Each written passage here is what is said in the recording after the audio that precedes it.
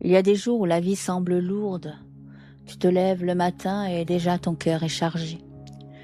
Des problèmes à régler, des peurs qui te suivent, des épreuves qui s'accumulent comme des montagnes devant toi.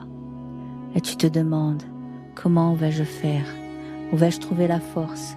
Qui va m'aider? Le psaume 121 a été écrit pour ces moments-là. Il ne parle pas de théologie compliquée.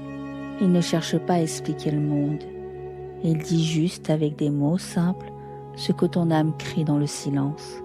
J'ai besoin d'aide, j'ai besoin d'un secours. Et ce psaume répond comme une voix douce et forte à la fois. Tu n'es pas seul, ton secours vient de plus haut, de plus vaste, de plus fidèle que tout ce que tu peux imaginer.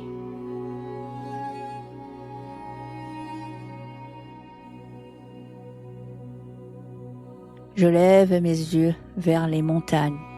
D'où me viendra le secours? Mon secours vient de l'Éternel, qui a fait le ciel et la terre. Il ne permettra pas que ton pied chancelle. Celui qui te garde ne sommeille pas. Voici, il ne sommeille ni ne dort, celui qui garde Israël. L'Éternel est ton gardien. L'Éternel est ton ombre à ta main droite. Le soleil ne te frappera point pendant le jour, ni la lune pendant la nuit. L'Éternel te gardera de tout mal, et il gardera ton âme.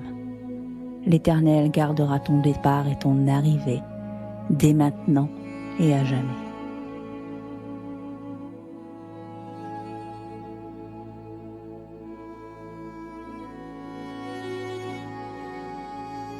Ce psaume appartient au Cantique des montées.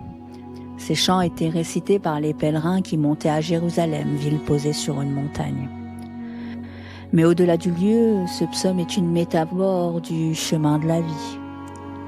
Quand le psalmiste lève les yeux vers les montagnes, il voit à la fois la grandeur et la difficulté. Les montagnes, c'est la beauté de la quête, mais c'est aussi l'obstacle, la fatigue, le danger. Il se demande, comment vais-je y arriver? La réponse est immédiate. Mon secours vient de l'Éternel. Pas de la richesse, pas de la force humaine, pas des idoles ou des illusions, mais de celui qui a créé le ciel et la terre. Et ce secours est décrit d'une manière tendre et puissante. Il veille sans jamais dormir. Il protège ton pas, il garde ton âme. Il est comme une ombre bienfaisante qui t'accompagne partout. Ce psaume n'est pas une promesse que la vie sera facile. C'est une promesse que dans les épreuves, une présence invisible t'accompagne.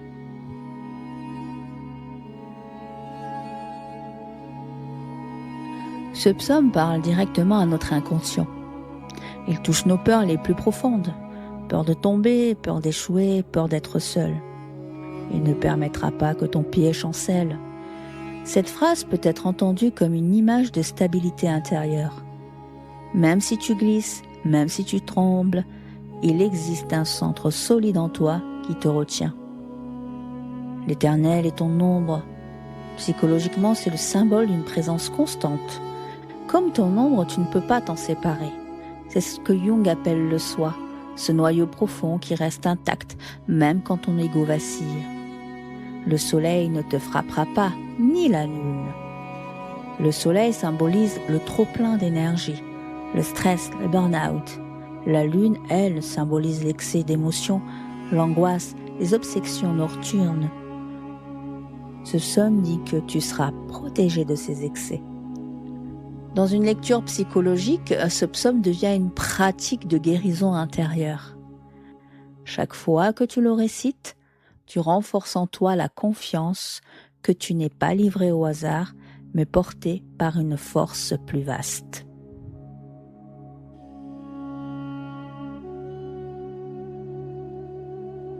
Les mystiques ont vu dans ce psaume une véritable armure de lumière.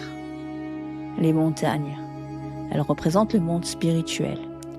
Monter, c'est avancer vers la révélation, mais c'est aussi affronter ses résistances intérieures.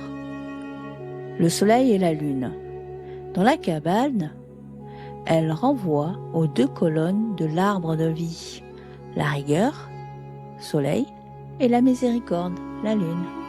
Le texte affirme que ces forces contraires trouvent leur équilibre dans la présence divine. L'ombre protectrice, c'est la Shekinah, la présence féminine de Dieu, douce et enveloppante.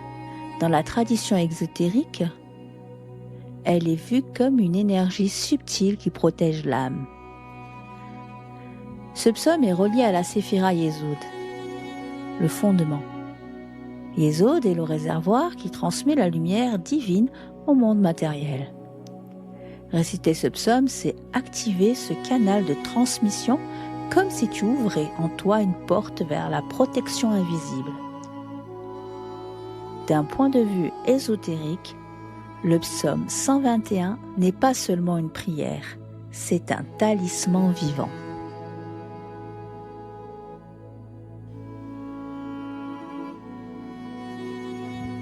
Alors voici quelques manières d'incarner ce psaume dans ta vie. Alors, rituel du matin. Commence ta journée en le lisant. Mets une main sur ton cœur et prononce. Tu gardes mon départ et mon arrivée.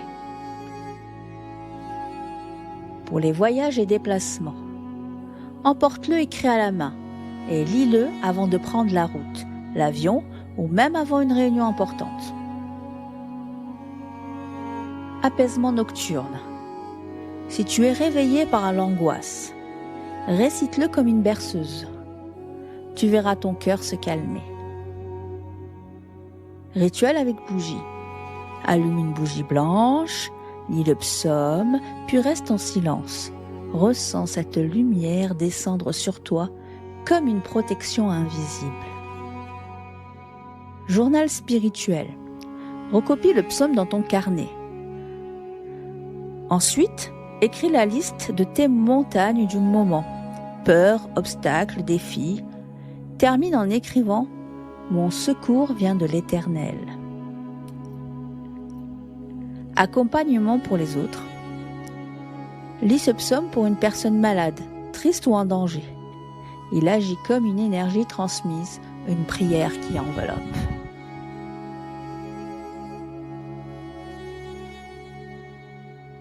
Le psaume 121 est une promesse. Une promesse que tu n'es jamais seul. Une promesse que, même quand tes forces s'épuisent, une vigilance invisible veille sur toi. Il ne dit pas que la vie sera facile, mais il dit que chaque pas que tu fais, chaque départ, chaque arrivée est gardé, entouré, protégé. Alors retiens cette parole dans ton cœur comme un bijou sacré. L'Éternel gardera ton départ et ton arrivée dès maintenant et à jamais.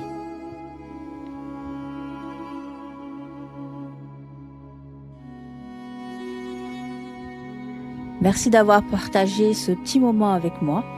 Si ce psaume t'a touché, n'hésite pas à t'abonner sur ma chaîne Psy un Psy, ésotérique et spiritualité, pour découvrir d'autres perles de sagesse spirituelle et psychologique. Et partage en commentaire quelles sont les montagnes que tu veux confier aujourd'hui à ce gardien qui ne dort jamais.